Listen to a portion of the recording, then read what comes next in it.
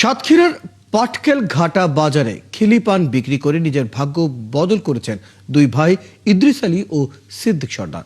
মাসে তাদের দোকানের আয় লাখ টাকা।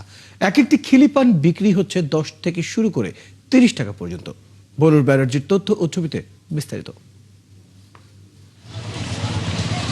রাস্তার মোড়ে ছোট্ট একটি দোকান ঘিরে মানুষের ভিড়। কাছে গিয়ে দেখা যায় হরেক রকম মশলা দিয়ে খিলি পান বিক্রি হচ্ছে। সাতক্ষীরার পাটকেল ঘাটা বাজারে খিলি পান বিক্রি করে নিজের ভাগ্য বদল করেছেন আপন দুই ভাই ইদ্রিস আলী ও সিদ্দিক সর্দার। তাদের দোকানের সুনাম ছড়িয়েছে সারা দেশে। দাদা ব্যবসা করছে, বাপ ব্যবসা করছে, এখন আমরাও ব্যবসা করি দুই ভাই মিলে। ঐতিহ্যবাহী পানের দোকান এটা অনেকে বলে।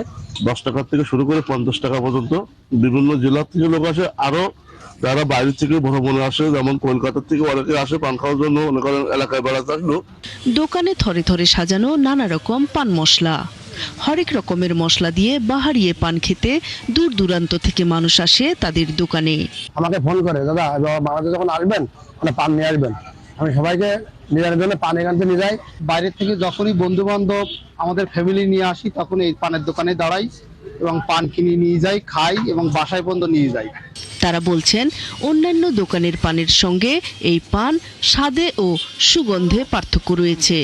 গরুর মাংসের পরে আমরা সবাই এসে এখানে পান খাচ্ছি, খুব টেস্টি পান। বাজার থেকে বাছাইকৃত পান আনেন, ইনি সুপারিও আনেন, চুনও আনেন।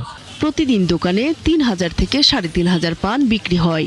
এখন আমি দুপুরে ভাত খেয়ে আসলাম, আমি এখন পান না খাইলে আমার ভালো লাগবে না। পরিবহনের ড্রাইভাররা যখন লং জার্নিতে যায়, কেউ 50টা 20টা 30টা এইভাবে পান প্যাকেট করে নিয়ে তারপরে তারা গাড়িতে ওঠে। এদিকে পানের গুণগত মান ভালো বলে জানান জেলা ভোক্তা অধিকারের কর্মকর্তারা।